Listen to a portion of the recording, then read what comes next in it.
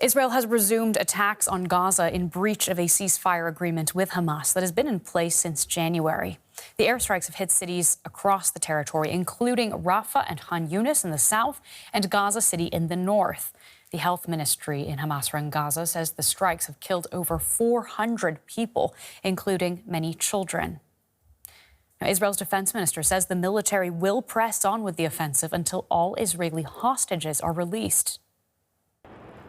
In the early hours of Tuesday morning, explosions lit up the night sky over the Gaza Strip as Israel hit dozens of targets across the Palestinian territory. Strikes were reported in multiple locations, including northern Gaza and Gaza City, as well as Khan Younis and Rafah in the central and southern Gaza Strip. The airstrikes left hundreds of families scrambling to get their wounded to the few remaining hospitals. There are reports of more than 300 people killed, many of them children, with hundreds more wounded. The death toll could rise as rescuers comb through the rubble of bombarded buildings. The Israeli military also issued evacuation orders for several areas, an indication that more strikes are likely to follow, in addition to possible ground operations. Residents already struggling to cope with the widespread destruction in Gaza are in despair. They told us to move, and we did. Our young children died, the adults died. We got old before our time. What is this? Unacceptable. Isn't there anyone who stands by us? Don't they have children? They show mercy to dogs and animals. Why don't they show mercy to us? It's unacceptable. We had hoped that the war would stop, but I see that the war has returned again. I don't know what to tell you. God will stand with us. What will we do? What is happening to us is hell. Hell in every sense of the word. Israeli Prime Minister Benjamin Netanyahu said he ordered the action because Hamas repeatedly refused to accept a U.S. proposal to extend the current ceasefire and release the remaining hostages seized during the terror attacks of October 7th, 2023. Officials said the operation was open-ended and expected to expand. The Israeli Air Force initiated a series of attacks against Hamas targets in Gaza. We will show no mercy on our enemies. Let me be very clear. Israel will not stop until all of our hostages are back home. But in Tel Aviv, relatives of hostages and their supporters denounced the government's decision as a last-ditch attempt to hold on to power. I think that getting back to fighting is a death sentence for the hostages. That's about it. And I think the only reason that the coalition, that the government would like to go back to fighting is to stay in power. It's got nothing to do with what's best for Israel. It only has to do with maintaining the coalition in power. The surprise attacks have shattered a period of relative calm during the Muslim holy month of Ramadan and raised the prospect of a full return to fighting. Today, the occupation committed several massacres in all areas of the Gaza Strip, with more than 200 martyrs arriving to hospitals across the sector, and hundreds wounded with severe injuries, including fractures, burns and head injuries, requiring urgent surgical intervention. With almost 70% of Gaza destroyed before the truce took effect, Gazans displaced by the latest military action have few options to escape the fighting. And the dim prospect for lasting peace to enable reconstruction has just become even more uncertain. Let's get an update from Gaza and speak with Rosalia Bollen, a communications specialist with Unicef. Rosalia, I understand that you were awoken by last night's airstrikes in southern Gaza. Can you describe for us what you experienced? Yeah, about 2:10 this morning, my colleagues and I were woken up by very loud explosions, very heavy bombardments, including in the vicinity of our Unicef guest house here in Al-Mawasi. And with every explosion, I could see the sky lighting up. It was truly terrifying because as the sound of the rumbling of planes was palpable as we could hear fighter jets flying over. We knew that bombs were being dropped. So you're just waiting for the bombs to impact. You don't know when exactly it's going to happen. You don't know where exactly it's going to happen. So it really puts you on edge. We now know that bombs have been dropped on tents, on shelters where families were staying. Dozens of children have been killed. Scores more have been injured. And it was also obvious last night, after those 15 initial minutes of very intense bombardments, the bombing subsided somewhat. There was more space between the explosions. And during those spaces, I could hear people outside screaming for help. And I could hear ambulances driving off and on. So it's been a very difficult night for families here in Gaza. There was been quite a lot of fear that was hanging in the air before these bombardments, already with the closure of the crossings to aid supplies, and with the electricity being cut off to the water desalination plants. It was obvious that things weren't headed in the right direction. And as I was walking through different areas of Gaza the past weeks, parents and children would walk up to me and they'd see the UN logo and they would ask me questions like, since you're from the UN, can you tell us, do you know if the ceasefire is going to hold? What is it that you would do in our place? Our homes are in Jabalia. There's quite a few neighbors who've gone back to Jabalia, but we're staying here in Al Mawasi because the situation is very fragile, isn't it? What do you think? And what that the UN is doing to prevent the war from breaking out again? And interestingly, even small children were asking me those questions. So it was very vividly present on their minds. Children have been very preoccupied with the ceasefire, the state of the ceasefire and its fragility. Such a difficult situation to be in. What do you tell those children and those families in terms of any advice that you can provide to them in Gaza right now? I mean, I can only tell them the truth, which is that we don't know what is going to happen. It's been lots of uncertainty for us to deal with as well. And it's been extremely frustrating that after the good start we made during the first couple of weeks of the ceasefire, that our supplies are now blocked again. Unicef has repeatedly called for the immediate lifting of the blockade, the immediate lifting on the restrictions on aid supplies, and we also call for the ceasefire to be restored without delay. This is critical to save children's lives. And just tell us, to give people an idea of how much this affects your work, what are you able to provide under these conditions, and what were you better able to do when there was a ceasefire in place? When the ceasefire was still in place, we had security and we had access, not just to collect goods from the crossing, but also access to families in need throughout Gaza. So the aid that we have been bringing in the first 6 weeks has been reaching families in need. The problem is that the needs of families are just so high across the board.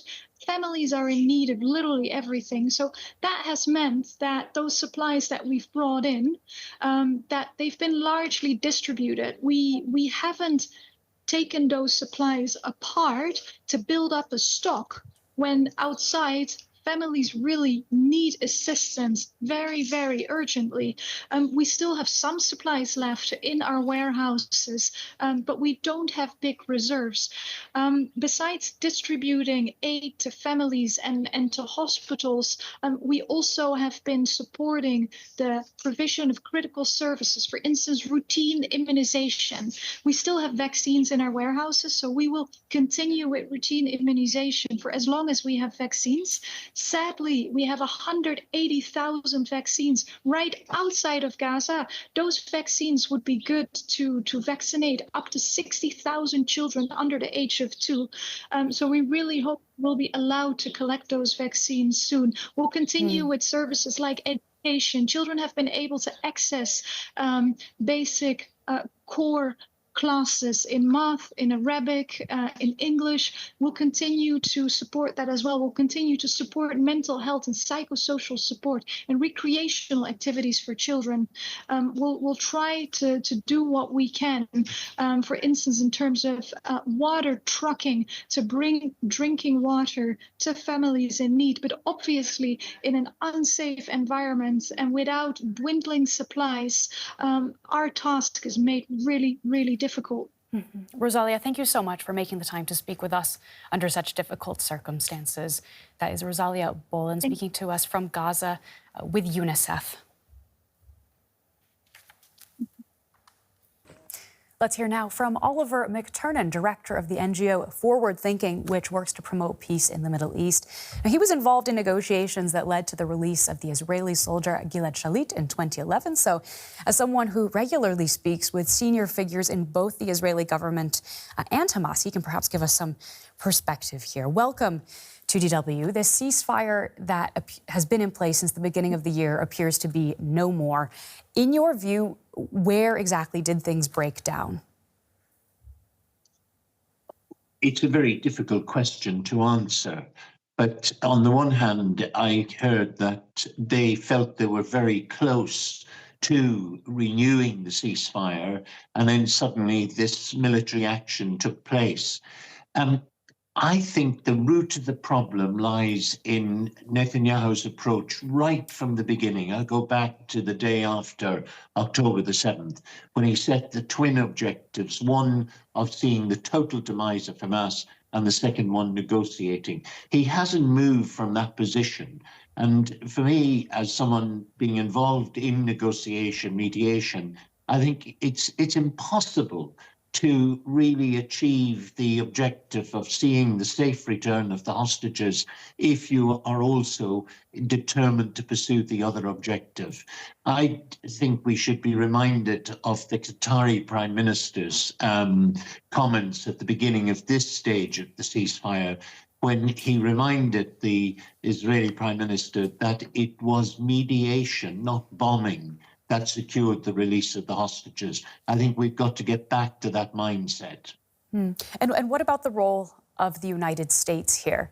Hamas has blamed unlimited U.S. support for Israel, as it calls it, for these deadly Gaza strikes. And the White House has said it was consulted by Israel on Monday. Is it in American interests to have perhaps given Israel the go-ahead to carry out these strikes?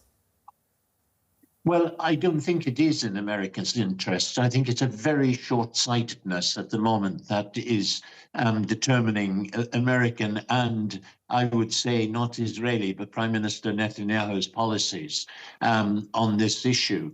Because to talk about no red lines, or to be talk of one mind, and then just as we heard the spokesperson say that no mercy will be shown, that means that the Geneva Convention no longer matters. The responsibility to protect citizens and their dignity, the responsibility to ensure water, food, all of these things. It's saying these things don't matter. So we've moved, I fear now, with the American full support, we've moved from what was a rule-based order into an order where might is right. You know, if you're the stronger party, you can determine what you do with impunity. And that, I think, should be a deep, deep concern for everyone, not just for Israelis who are concerned first for the return of their hostages, and secondly, the future of the country. It should be a universal concern that we no longer have a rule-based order